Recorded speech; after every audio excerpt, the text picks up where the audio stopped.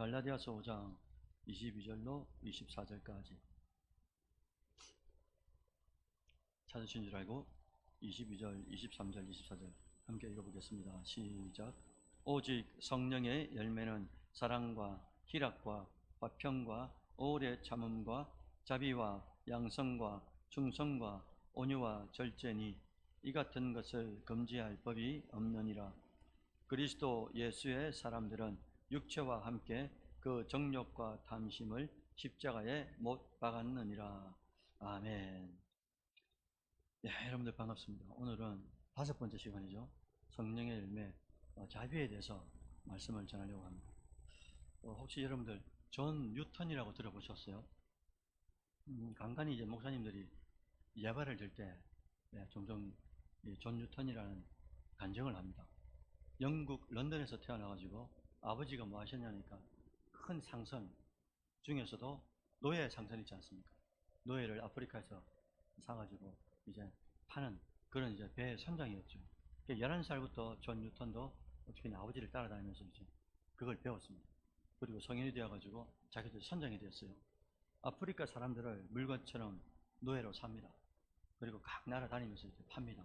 그런 존재였는데 어느 날 이제 대서양을 지나가다가 극심한 이제 폭풍우를 만나게 되죠. 그 배가 이제 가라앉게 되었을 때 그때 마지막에 존 뉴턴이 할 수 있었던 게 딱 한 가지가 있었다고 그래요.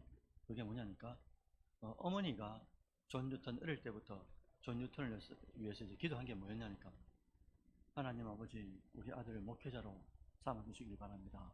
늘 그렇게 기도한 게 떠오른 거예요. 지금 배가 가라앉는데. 그래서 이제 이 존 뉴턴이 기도하기를 뭐라 했냐니까 주님 자비를 베풀어 주시길 원합니다. 우리에게 자비를 베풀어 주시길 원합니다. 그렇게 기도를 한 거예요. 그런데 그 순간에 마지막 순간에 존 뉴턴에게 엄청나게 두려움이 뭐였냐니까 죽음이라는 두려움이었어요. 왜냐니까 어머니는 자기를 위해서 어릴 때부터 계속 기도했지만 자기는 아버지를 따라 노예 상선을 타고 계속 이렇게 사람들을 물건처럼 팔았지 않습니까? 자기가 생각해도 이거는 용서받을 수 없는 죄인이라는 것을 깨닫게 된 거예요. 그래서 이 심중 저 깊은 곳에서부터 자비를 베풀어 달라고 그렇게 기도한 겁니다. 그런데 하나님이 이 기도를 진짜 기적적으로 들어주시죠. 들어주셔가지고 배가 가라앉지 않고 이제 탈출을 하게 되는데 살아나게 되는데 나중에 이제 돌아와서 뭐 하냐니까 이제 목회자가 됩니다. 목회자가 돼가지고 우리가 찬송가에 몇 곡이 있거든요. 예를 들면 나가 이게 이제 305장 아닙니까? 305장인데 나 같은 죄인을 살리신 이제 이 곡을 존 뉴턴이 쓰죠. 그리고 우리가 알고 있는 시온의 영광이 이거 있지 않습니까? 이것도 존 뉴턴이 다 이제 찬송을 쓴 겁니다. 여러분, 오늘 우리는 성령의 열매 가운데 5번째예요. 자비에 대해서 이제 말씀을 전하려고 합니다. 자비를 모르는 사람이 어디 있겠어요? 자비를. 사실 자비라고 딱 듣는 순간에 우리말의 어감은 불쌍히 여기면 된다. 불쌍히 여겨야 된다. 이런 어감이 확 옵니다. 그런데 이 원어로 보면은 조금 이제 깊이가 달라져요. 헬라어로 뭐라 그러냐니까 크레스토테스라고 합니다. 크레스토테스. 그래서 이 단어는 단순히 이 마음속에 있는 연민과 동정 여기에 그치는 것이 아니고 상대방에게, 그러니까 사람과의 관계성 속에서 말이죠. 사람과의 관계성 속에서 상대방에게 실제로 유익을 주고 친절을 베푸는 행위를 말하는 거예요. 뭐가 말입니까? 크레스토테스, 자비가 말이에요. 신약 성경에 나오는 자비라는 단어가 그렇다라는 겁니다. 그래서 이거를 NIV나 영어 성경으로 딱 변화를 시키면 어떻게 번역되어 있냐니까 멀시라고 번역되어 있어요. 이거 자비라는 뜻이거든요. 근데 또 뭐라고 되어 있냐니까 영어 성경에 kindness로 되어 있습니다. kind를 말은 친절하다는 말이잖아요. 그러니까 친절하다는 말과 자비롭다는 말을 이게 성경 안에서 교차적으로 사용한다 이거예요. 성도 여러분들, 오늘 말씀을 통해서 하나님의 자비를 깊이 좀 깨달아 보고요. 또 그 자비를 여러분의 삶에, 저의 삶에, 삶 가운데 좀 흘러보낼 수 있는 그런 은혜가 있으시기를 주의 이름으로 축원합니다. 아멘. 그럼 성경에서는 어떻게 자비라는 이 헬라어 크레스토테스가 용례를 찾아보려고 해요. 어떻게 쓰였을까? 구절 한번 보시겠습니까? 마태복음 11장 30절 다 같이 한번 읽어보시죠. 시작. 이는 내 멍에는 쉽고 내 짐은 가벼움이라 하시니라. 아멘. 여러분, 이 지금 몇 단어 안 되는 구절에서 자비라는 단어가 딱 들어가 있습니다. 크레스토테스라고 딱 들어가 있어요. 어떤 단어일까요? 예, 어떤 단어일까요? 쉽다라는 단어가 헬라어로 자비라는 단어가 똑같이 이제 썼습니다. 크레스토테스라고. 여기서 쉽다라는 단어가 자비라는 단어예요. 그럼 자비라는 단어를 넣어가지고 다시 한번 여러분 읽어보시랍니까? 내 멍에는 어떻다고요? 아니요, 내 명예는 쉽다고 했으니까 바꾸면 내 멍에는 자비롭고, 다른 말로 하면 친절하고, 그죠? 내 짐은 가볍다 이 말인 거잖아요. 내 멍에는, 주님께서 말씀하신 멍에는 친절하고 자비롭고, 예, 가볍다 이렇게 말씀하신 거예요. 왜냐? 진짜 맞지 않습니까? 예수님의 멍에는 억압적이지 않아요. 진짜 우리가 그리스도 안으로 딱 들어가면은 그게 내가 진다고 지지만 내가 지는 게 아니잖아요. 하나님께서 질 수 있는 힘을 주시지 않습니까? 그러니까 우리가 안 들어가서 그런 거지. 그리스도 안으로, 순종 안으로, 복종 안으로 안 들어가니까 그런 거지. 실제로는 주님께서 이놈의 자식이 네 앉으면 죽인다 이런 억압이 아니잖아요. 그래서 무거운 것도 아니고 억압도 아니고, 예, 우리에게 진짜 주님께서 유익과, 예, 친절함을 베풀기 위해서, 예, 멍에를 같이 지자고 말씀하신다라는 거죠. 이게 바로 자비의 격이다, 자비의 성격이다 라고 말씀드릴 수가 있어요. 또 한 군데 한번 찾아볼까요? 로마서 2장 4절 같이 한번 읽어봅니다. 시작.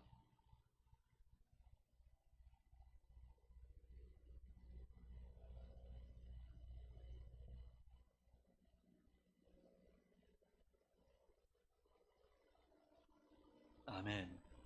혹 네가 하나님의 인자하심이 너를 인도하여 회개하게 하심을 알지 못하고 그의 인자하심과 용납하심과 길이 참으심이 풍성함을 멸시하냐, 이렇게 이제 말씀하신 거예요. 자, 여기서는 크리스토테스 자비가 어떤 단어일까요?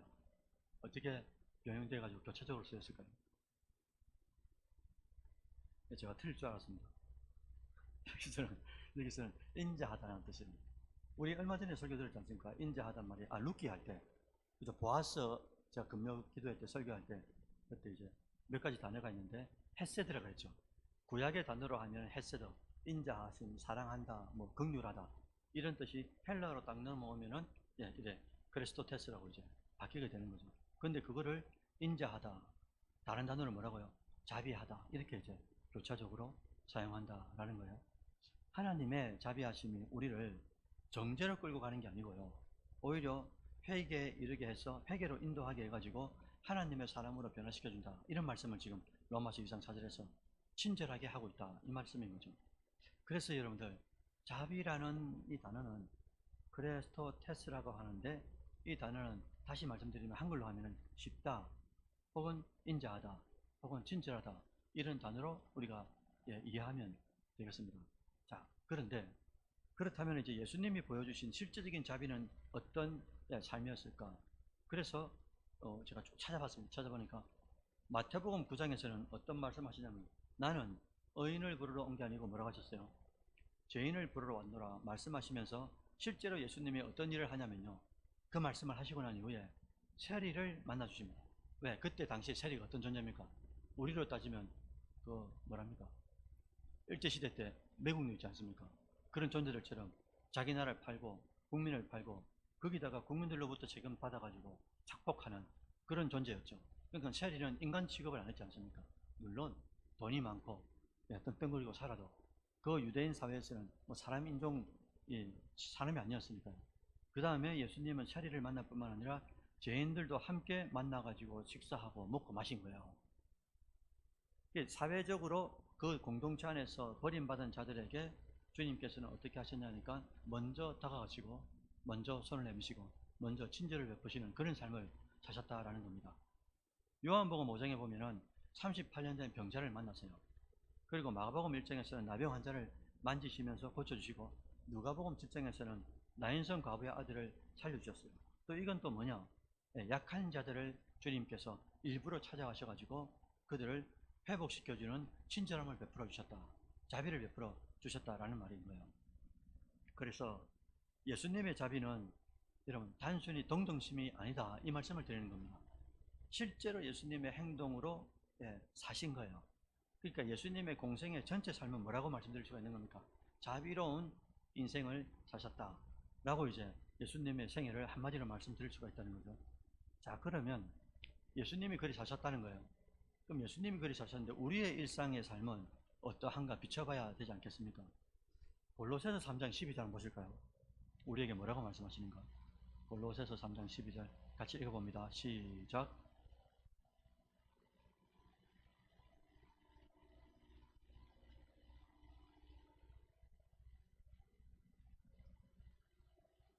여러분들, 지금 여러분들 무슨 옷 입고 계신지 모르겠어요. 하나님께서 우리에게 야야야 이런 옷 입어야 된다라고 메이커를 그대로 주셨어요. 어떤 옷을 입으라고? 무슨 옷입니까? 긍휼한 메이커, 자비라는 메이커, 겸손이라는 메이커의 옷을 입어라. 온유라는 옷을 입고 오래 참음의 옷을 입어야 한다라고 주님께서 우리에게 크리스찬들에게 그리스도인들에게 어떤 옷을 입어야 되는지 어떤 메이커의 옷을 입어야 되는지를 말씀해 주셨다는 거예요. 그런데 9절에 보니까 다 이렇게 되어 있지 않습니까? 골로새서 3장 12절에 그러므로 너희는 하나님이 택하사 거룩하고 사랑받는 자처럼, 그 다음에 어떤 단어가 두 가지 딱 나오냐니까 긍휼이라는 단어하고 그 다음 뭐가 나왔어요? 제가 긍휼이라는 단어를 종종 설명드렸지 않습니까? 긍이 뭐라고 했습니까? 불쌍히 여겨 구원해 준다 그랬죠. 긍자가 불쌍히 여길 긍자에다가 출자가 뭐라고요? 도울 훌자라 그랬잖아요. 여러분, 긍휼이라는 단어하고 자비라는 단어가 똑같습니다. 우리 한글로 이렇게 느낌상.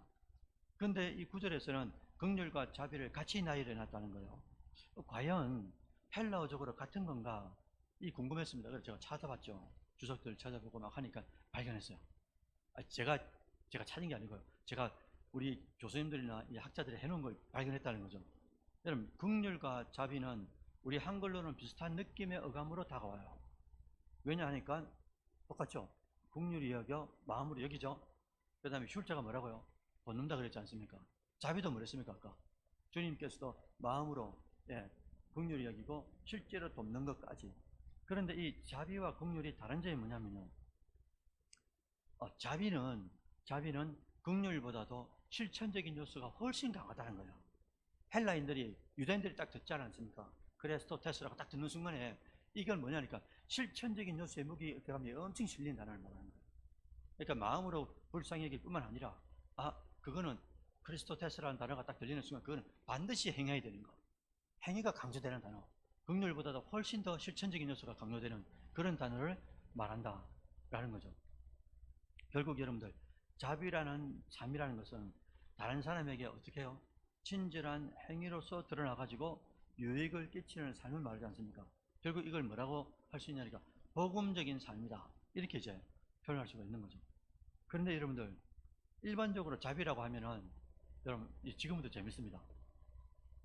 여러분, 우리가 보통 길거리 가다가 학교에서 배울 때 자비하면 어떤 종교가 탁 떠오릅니까? 자비. 불교죠, 여러분. 불교. 불교에서 그만 이제 긍휼과 자비를 말씀대로 비교했고요. 그 다음에 불교에서 말하는 자비하고 우리 기독교에서 성경에서 말하는 자비하고 어떨까? 마음으로 한번 생각해 보십시오. 불교에서 말하는 자비하고 기독교에서 말하는 자비가 같을까? 우리 한글 의미로는 비슷합니다. 자애, 자비, 불쌍히 여기는 거, 그런 의미니까요. 근데 불교에서는 자비가 우리 기독교에서 말하는 뭐라 그럴까? 최고의 정점에 있는 사랑이라고 할까요? 희생이라고 할까요? 불교에서는 자비를 중심 사상으로 봅니다. 그리고 실천 사항으로 그렇게 살지 않으면 안 되는 거예요. 왜 그러냐? 그래 안 살면 안 됩니다. 불교에서는. 왜 그러냐니까 여러분, 불교에는 반드시 이 사상 중에 윤회라고 알죠? 윤회 사상 있지 않습니까? 돌고 돈다는 거잖아요. 바퀴처럼 이렇게 돼서. 그죠? 누가요? 이 땅에서 업이 많은 사람들은, 그죠? 이 땅에서 이제 공로를 많이 쌓지 못한 사람들은 어떻게 된단 말입니까? 짐승으로든지 기신으로든지 여러 가지, 좀 이따 말씀드린 6가지 종류가 있거든요. 그래서 그렇게 돌아간다는 거예요. 이게 윤회죠.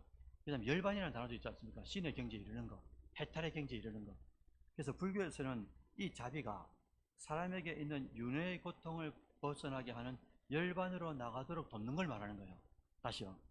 불교에서의 자비는 사람에게 있는 윤회의 고통이잖아요. 불교에서는 윤회가 고통이거든요. 왜 계속 이렇게 짐승으로 왔다가 막 돌아가야 되니까, 생애가. 그래서 그게 윤회로 끝나야 되는데 그게 어떻게 열반으로 이르러 끝나는 것 아닙니까? 그래서 열반으로 나아가도록 돕는 걸 말하는 거예요. 쉽게 말해서 사람을 대할 때 불교에서는 단순히 친절한 게 아니고요. 상대의 고통을 이해하고 철저하게 돕는 마음을 말하는 거예요. 그러면서 공덕을 쌓고 자기의 이제 덕을 통해서 다음으로는 뭐로 태어난 겁니까? 예, 신의 영역에서 태어나고 뭐 그렇게 된다는 거죠. 그래서 특히 불교에서의 자비가 우리와 다른 큰 특징이 하나 있는데 이거 맞추시면 제가 선물 드릴게요. 여러분 들으시면 이렇게 하실 겁니다. 주님께서 말씀하실 때 자비를 베풀라고 말씀하실 때 여러분들 자기 강아지 있죠 집안에 또그 뭡니까 그 강아지 그 말고 고양이 그죠? 여러분 불교에서 자비는 어디까지 확대가 되어 있냐면요. 제가 무슨 말씀 드리려고 하겠습니까? 사람만이 아닙니다. 사람만이 아니고요. 짐승에게까지 확대가 되어 있어요. 그래서 그 뭐랍니까? 살생 뭐 그런 거 있지 않습니까? 그러니까 짐승들까지도 동물들까지도 적용되면서 더 나아가서는요. 자, 여러분들 귀신들에게도 적용이 됩니다.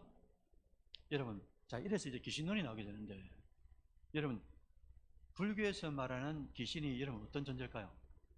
불교에서 말하는 귀신이 다음에 우리가 조직신학 할 때 구원론과 성령론과 더불어 가지고 귀신론을 이제 잠깐 언급할 텐데요. 우리는 여러분들 사람이 죽으면 귀신이 됩니까? 부천을 떠들고 내 다리 내놔라 하면서 막 억울하게 죽은 사람 옛날에 전설의 고향 보면 옥순이하고 제가 막 입을 뒤집어 쓰고 엄마 나왔나 귀신 막 이렇게 하고 봤는데 불교에서는 귀신이 어떻게 되죠? 어떤 존재가 귀신이 되는 겁니까? 원래 귀신이 되는 겁니까? 아닙니다. 불교에서는 사람이 귀신이 됩니다. 사람이. 그래서 불교에서 귀신이 되는 세 가지 이유가 있거든요. 세 가지 이유가 있는데 하나는 불완전하게 죽었을 때 이게 뭔가 제가 또 찾아보고 연구했습니다. 보니까 뭐라고 되어 있냐니까 억울하게 죽은 사람들 있잖아요. 그래서 옛날에 우리 전설의 고향 같은 거 보면 막 억울한 사람들 얼마나 많습니까? 사또가 못된 짓을 했다든지 그죠? 여성들한테 막 이런 억울하게 죽은 사람들 그 다음에 자살을 하거나 그 다음에 원한을 품고 죽은 사람들 이런 사람들은 반드시 뭐로 온다고요? 귀신으로 오는 거예요. 그 다음에 두 번째 이유는 이 땅에 이 생에 살 때 탐욕과 분노와 집착을 가지고 살다가 죽으면 귀신이 된다는 거예요. 그 다음에 세 번째가 뭐냐니까 불교에서 말하는 귀신이 되는 이유는 공덕이 이 땅에 사는 동안에 부족할 때 귀신이 된다. 이렇게 이제 말씀을 하는 거예요. 사랑하는 여러분들, 성경은 뭐라고 말합니까? 여러분, 성경은 사람이 죽으면 윤회한다 합니까? 사람이 죽으면 귀신이 된다 합니까? 사람이 죽으면 다른 존재가 된다 합니까? 있을 수도 없고, 그렇게 될 수도 없습니다. 왜? 사람이 죽으면 바로 어떻게 되는 겁니까? 천국이 아니면, 엄격히 말하면 낙원이 아니면 음부로 들어가는 거잖아요.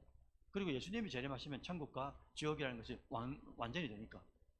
어쨌든 천국과 지옥으로 우리가 숨을 딱 거두는 순간에, 그죠?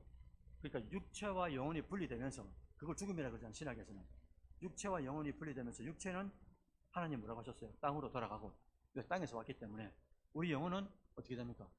예수를 그리스도 믿는 사람들은 하나님 품에 안기는 거고 거지 나사로처럼 말이죠. 그 다음에 믿지 않은 사람들 어디로 갑니까? 영원한 지옥불로 들어가게 되는 거잖아요. 그러니까 사람이 죽으면 이 땅에 구천을 떠든다 이럴 수가 없어요. 물론 불교는 진리를 모르니 자기 교리 안에서 그렇게 이제 가르칠 수밖에 없는 거죠. 그러나 불교에서는 육도윤회라고 그래요. 육도윤회. 여섯 가지의 도가 있단 말입니다. 6가지 영역으로 윤회를 하는데 그게 뭐냐? 그냥 한번 들어주십시오. 왜 제가 이 말씀 드리냐니까.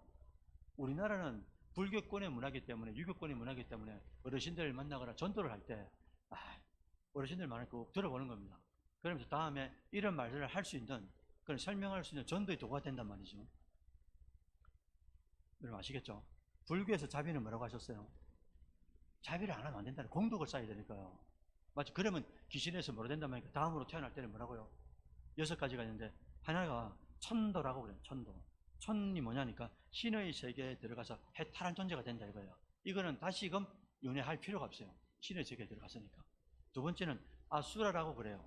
아수라 그 옛날에 영화도 있었고 애니메이션도 있었거든요. 아수라라는 거. 아수라가 무슨 말이냐면 신이 아닌 존재 이렇게 표현합니다. 원뜻은. 근데 아수라 돌아가고 있어요. 이거 뭐냐니까 계속 싸우고 투쟁하는 세계를 말하는 거예요. 그 다음에 인도라고 있어요. 인도. 사람 인자입니다. 그러니까 인간 세계를 말하면서 고통과 즐거움이 공존하는 세계를 말하는데 여기서도 해탈이 가능하죠. 공덕을 많이 쌓으면. 그 다음에 축생도라 그래서 어감이 다가오죠. 짐승의 세계로서 무지와 고통이 많은 세상을 말하고, 그 다음에 아기도가 있습니다.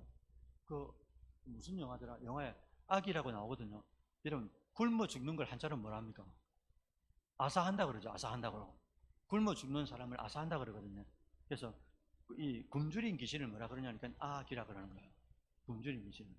그래서 굶주림의 세계를 말하는데 계속적으로 배고픈 세계를 살아간다는 거죠.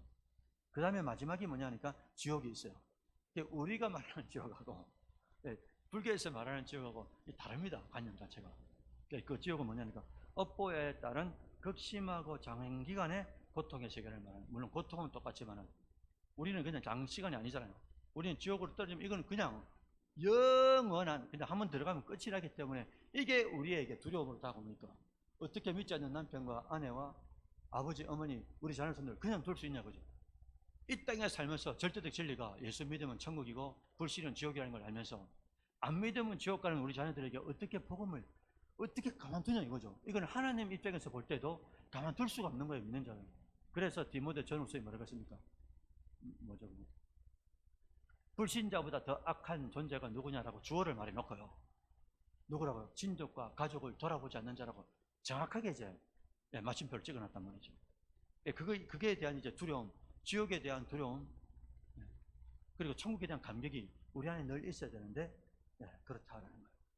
그래서 불교에서 자비가 중요한 이유는 업보에 따라 윤회가 있고 이 땅에 사는 동안 좋은 업과 자비를 실천해야만이 인간 세상이나 천상으로 윤회하기 때문에, 그래서 자비가 대단히 중요하다. 그래서 이제 불교에서는 교리적으로도 실천상으로 계속 자비, 보시 이걸 이제 강조하게 되는 거죠. 여러분들 어디 가가지고 야야 저 선교 중앙교회 어묵사라고 이제 불교학을 가르치더라 이러시면 안 됩니다. 전도형으로, 그죠? 자비가 어떻게 다른가? 불교에서는 너무나 중요한 교리가 자비이기 때문에 그렇다라는 거죠. 아무튼 여러분, 성경은 불교에서 말하는 자비가 엄청나게 다릅니다. 오늘 말씀을 통해서 여러분들 우리에게 주시는 이 자비에 대한 교훈이 뭐겠어요? 첫째는 자비는 다른 사람과의 관계성 속에서 말뿐만이 아니라 반드시 뭐로 드러난다고요? 행동으로, 실천으로 드러나야 된다라는 거예요. 이 자비는. 그래서 긍휼보다 더 엄격하게 실천적인 요소를 강조하고 있는 단어다라고 말씀드렸어요. 그래서 성령의 열매인 자비는 단순히 안타깝다, 불쌍하다 이거로 절대로 끝나지 않는다. 실제로 다가가서 도와주고 친절을 베푸는 삶을 통해 가지고 우리에게는 신앙의 덕목을 실천할 수 있도록 그렇게 만들어 주신다라는 거고요. 두 번째는 자비로운 삶이라는 것은 바로 뭐냐니까 복음적인 삶을 산다라고 표현할 수가 있는 거예요. 자비의 삶은 복음의 삶이다라는 겁니다. 여러분 지금 이게 교회 문 밖으로 딱 나가는 순간에 많은 사람들의 인식 속에 있는 게 뭐냐니까 교회는 때때로 딱딱하고 차갑고 하라 마라 간섭도 많고 이렇게 좀 흔쾌하지가 않아요. 세상 사람들이 볼 때 교회가. 그러나 진정한 교회는 성령의 열매인 자비를 통해 가지고 세상에 복음을 전하는 공동체 아닙니까? 원래는 그런 공동체인데, 근데 세상 사람들이 여러분들 어떻게 예수라는 존재를 바라 만날 수가 있겠어요? 못 만나니까 하나님께서 우리에게 뭘 줍니까? 성령의 열매 중에 자비라는 것을 우리에게 줍니다. 열매가 맺히도록 하는 거예요. 그래서 그 열매가 맺히는 인격을 통해서 어떻게 합니까? 세상에 나가지고 말로만 불쌍히 여기는 것이 아니라 실제 삶을 통해 가지고 자비를 나타내요. 자비를 나타내면 그 나타나는 그 삶을 통해서 세상 사람들은 예수 그리스도를 간접적으로 우리 삶을 보고 만나는 거죠. 어느 누가 처음부터 예수 그리스도를 진짜 팍 뼈저리게 만나가지고 교회 나와가지고 그렇게 믿음 생활하는 사람이 과연 얼마나 되겠어요? 그러니 그 옆에 누굴 줍니까? 또 한 명의 작은 그리스도인, 작은 예수를 우리를 무심령들에게 붙여주시는 거죠. 그러면서 우리의 삶이 무슨 삶이 된다고요? 자비의 삶은 곧 복음의 삶이기 때문에 우리의 삶을 통해서 복음의 삶을 나타내야 된다. 이걸 이제 말씀하시고요. 세 번째 경우는 우리 각자가 진짜 하나님으로부터 자비를 경험했다면은, 여러분 이 자리에 앉아 계신 분들 중에 자비를 안 받는 사람이 있어요? 어디에 있습니까? 하나님의 긍휼과 자비를 안 받는 사람이 없지 않습니까? 그래서 받았으면 반드시 받은 것을 크리스찬들이 어떻게 해야 되는 겁니까? 흘러 보내야 되는 거죠. 이게 이제 우리 삶의 남은 사역이란 말입니다. 우리가 누군가에게 자비를 베풀 수 있다, 이 말은 이걸 무슨 말이냐니까, 하나님으로부터 자비로움을 받았다는 말이잖아요. 받았기 때문에 우리는 뭐 할 수 있는 겁니까? 자비를 베풀 수 있는 거잖아요. 우리가 물질이 있다, 건강이 있다, 뭐 지식이 있다, 그 다음에 스펙이 있다, 그 다음에 사회적 지위가 있다, 뭐가 있어도 이건 하나님이 허락해 주지 않으면 우리가 받을 수가 없다고 믿으면, 하나님께서 주신 이 많은 요소의 자비가 우리의 삶을 통해서 어떻게 해요? 받았기 때문에 이제는 주는 자로서 마지막 생애를 마감이 된다는 거죠. 그래서 크리스찬 안에도 가장 이제 좀 이렇게 못된 인간들이 누구냐니까, 받았는데 주지 않는 거예요. 이걸 말하거든요. 이걸 욕심쟁이라 그래요. 이걸 교만이라 그러거든요. 받았는 자꾸 받기만 하는 거예요. 기도하고 강구하고 수많은 은혜와 자비를 주셨는데도 그 받은 자비를 흘려보내지 않는 거예요. 은혜도 흘려보내지 않고. 그러니 결국은 누가 되는 겁니까? 내 안에서 교만하고 썩어버리고 작은 예술의 삶을, 복음적인 삶을 살 수가 없는 거죠. 직장에서나 사업터에서나 학교에서나 캠퍼스에서 만날 때마다, 아니 저 선배 말도 하지 마라, 나 선교 중앙교회 다닌다는데, 교회에서 뭐 역할도 맡고 있다는데 자기밖에 모르더라고요. 이렇게 이제 우리가 나타났다. 그러면 이제 사실은 그 심령에게는 예수가 내 때문에, 나의 교만과 나밖에 모르는 이 이기심 때문에 복음이 들어가기가 얼마나 어렵겠어요. 끝으로 오늘 말씀을 정리하면 이런 거잖아요. 성령의 열매 중에 자비는 단순히 감정이 아니다 라고 말씀드렸어요. 반드시 뭐가 따라가야 된다고요? 행동으로 나타나야 된다, 드러나야 된다. 그게 친절함이고 선의로 드러나야 된다. 그래서 예수님도 자비의 삶을 사셨을 뿐만 아니라 지금 이 자리에 앉아 계신 우리에게도 자비를 베풀어 주셨기 때문에 우리가 어떤 풍랑과 회오리 바람 만나고 또 인생의 문제를 만나도 아니 하나님 하신다. 괴로움이 있고 환난이 있고 어려움이 있어도 고난이 있어도 하나님이 하실 일이 있다 라고 믿기 때문에 하나님 앞에 우리가 얼마나 샬롬의 삶을 살아가는 겁니까? 그래서 이제 우리는 하나님의 자비를 받는데 멈춰야 되는 거예요. 물론 자비를 계속 달라고 강구하죠. 그런데 달라 하는 만큼 우리는 어떻게 해요? 받은 것을 나누고 베푸고 구워주고 그러면서 세상 속에서 복음의 삶을 살아가는 것. 그렇게 살면 살수록 이 세상은 어떻게 됐습니까? 소금과 빛을 통해서 행복한 인생을 살아가게 되는 것 아니겠어요? 그래서 마지막으로 말씀드리고 싶은 게, 오늘도 이제 예배 끝나고 나면 여러분들 가셔가지고 몇 시간을 이제 지내고 난 이후에 잠을 들 거 아닙니까? 잠드시기 전에, 무의식으로 들어가기 전에, 잠재의식으로 들어가기 전에 마감 기도를 하실 거잖아요. 예를 들어서 마감 기도를 하루하루마다 할 때, 마지막에 이제 마감 기도를 할 때 가만히 이제 오늘 하루를 반추해 보는 거죠. 오늘도 내가 자비의 삶이 뭔지를 내가 들었는데, 내일도 그렇고 모레도 그렇고 인생을 살아가면서 이제 반드시 마지막 삶을, 이 호흡을 이제 눈을 감을 때 오늘 동안에 내가 자비한 삶을 어떻게 살았는지를 가만히 보는 거예요. 그래서 내 안에 내가 감출 수 없는 것 있지 않습니까? 그러니까 하나님께서 허락하신 자비의 삶을 누가 이제 어떻게 살았는지를 기억되는 것. 그것을 목적으로 두고 내가 일생을 살아가도록 한다면은 참 이렇게 자비의 삶을 살 수 있지 않을까. 왜? 그런 인식들이 없다 보니까 그냥 사는 대로 살아가잖아요, 우리가. 근데 자비로운 삶을 살아야 된다. 왜? 나는 자비의 인생을 받았기 때문에, 구속의 은혜를 받았기 때문에. 이걸 갚는 길은 받은 것을 그대로 흘려보내는 거니까 오늘 하루도 내가 누굴 만나든지 어디에서 무엇을 하든지 진짜 자비의 삶, 예수의 삶, 복음의 삶이 무엇인지를 단 한 번만이라도, 내가 단 한 번만이라도 누군가에게 보이리라, 이런 작정, 결단, 그것을 통해 가지고 진짜 실천적인 삶, 이걸 성경적인 단어로 말하면 그리스도의 향기를 바라는 그런 인생이 된다고 할 때 하나님께서 얼마나 기뻐하시겠습니까?